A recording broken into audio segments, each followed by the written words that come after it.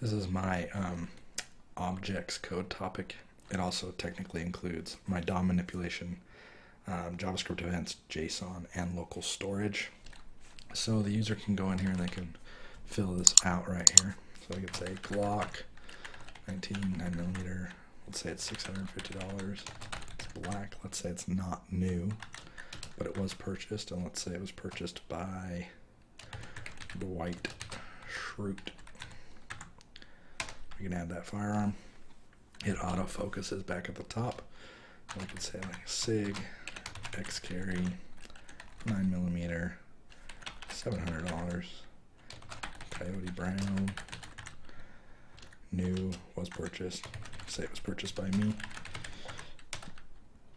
And let's just do one more. We'll do a Springfield XDS, also 9mm. Let's say it's $550. Wow, $550. That it's tactical gray, that it's new, that it was purchased, and it was purchased by John Doe. I don't think that's actually legal, but anyway. So what this is doing is we have a form, and then I've attached an event listener to the add firearm button and the clear list.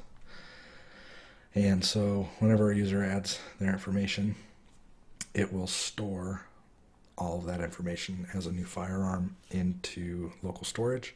And in order to do that, I have to do a JSON.stringify on it so that it will be JSON, because it can only store JSON.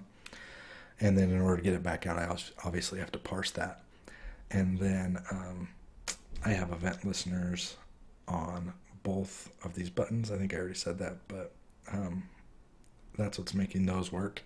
And then obviously the list itself, every time a new firearm is added, on top of adding to the local storage, it also creates a new table row and inserts that table data, and then inserts all that back into the table.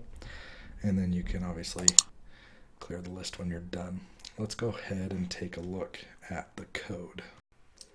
All right, so here's the code. And at the very top, we went ahead and we created the gun storage, which is window.local storage object. And we also created a guns array that we can push new firearms onto to keep track of it, and be able to add that back into the local storage. And then I grabbed a reference to both buttons on the page. Here is the class declaration for gun. And so there is a make, model, caliber, price, color, whether it's new or not, purchased, and the owner. And then I have a get function for all of those, so that you could use dot notation if you wanted to. I'll get the make, model, caliber, price, the color, the new gun, whether it's purchased or not, and get the owner. I also made these two prototype functions. I didn't actually end up using them, but I thought it would be cool for later applications that you could actually do, purchase was made and set the owner for when that occurred. And then I made different children classes. So you have the Glock, a SIG, CZ, Springfield, and Smith & Wesson, all creating a new gun, but then you're automatically passing the make in, so the user only has to worry about the model and things like that. Well, they don't even know that that's occurring, I guess, but I just wanted to, try some polymorphism stuff, and that was how you did it. So then I also have this function that really doesn't have anything to do with it, other than every time I do a specific action, I call this function and set the focus back to the initial input on the form. Here's my add firearm function. It takes in the make, model, caliber, price, color, whether it's a new gun or not, purchased an owner. It verifies that that has been filled out, and then it sets it to lowercase so that we don't have any issues there. And then it checks to see if new gun has been checked, or whether it's been purchased. And either of those have been checked, and it'll set that if it has. And then we say let firearm, we're creating that firearm variable here because right here in the switch, when we verify that check, then we can say, you know, if it is Glock, then just use Glock, SIG, so on and so forth. If not, use the default and make a new gun. And then we add that to storage, so that is right here. And this function add to storage will make sure that the that guns hasn't been defined already. And then it'll push the new firearm onto guns. Sorry, it makes sure that guns, like that there isn't a first item. So basically, it's an empty array. It'll push the firearm on, and then it will do a JSON.stringify that gun's array, so that way it's a JSON object. And then we will set the gun storage item of guns to the prep guns. And then it does this update list, which is right here. So it takes that stored gun, and what it does is it creates all of the new elements that need to exist within the table inside the HTML, and it'll add it back into, it'll append all those items where they need to be. So you may create your table row, and then it'll make all the different table data items, and then right here, once it's all complete, it'll append that table row back to that table.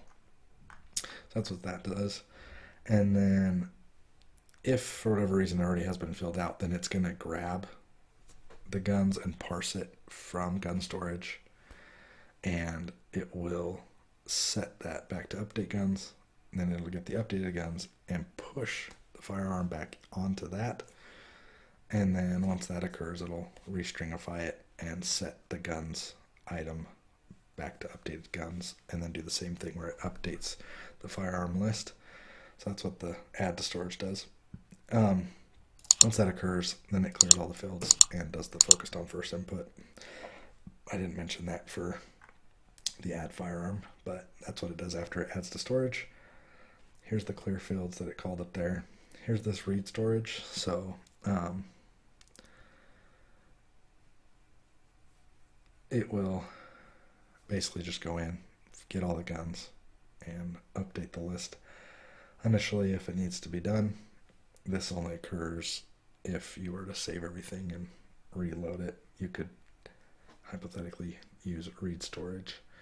Let storage guns equal JSON.parse. So this one just clears it. So once it gets it all back, it clears that out and then stringifies a completely empty array and sets that back to that.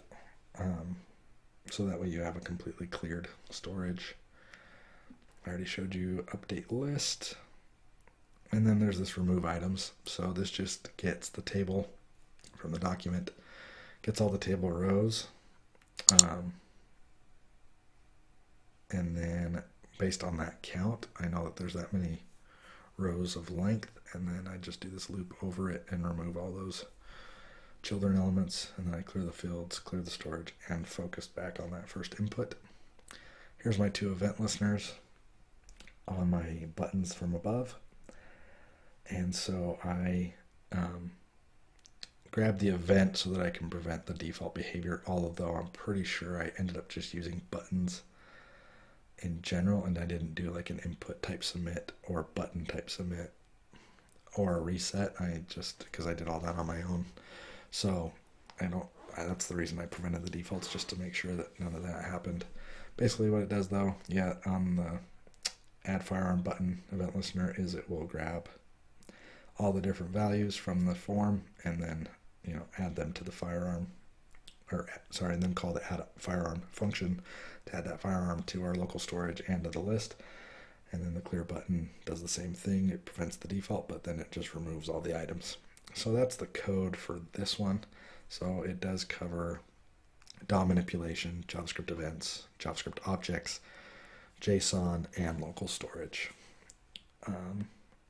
I'm going to go ahead and get all the timestamps for you as well, so that way in each submission you don't have to rewatch the whole video.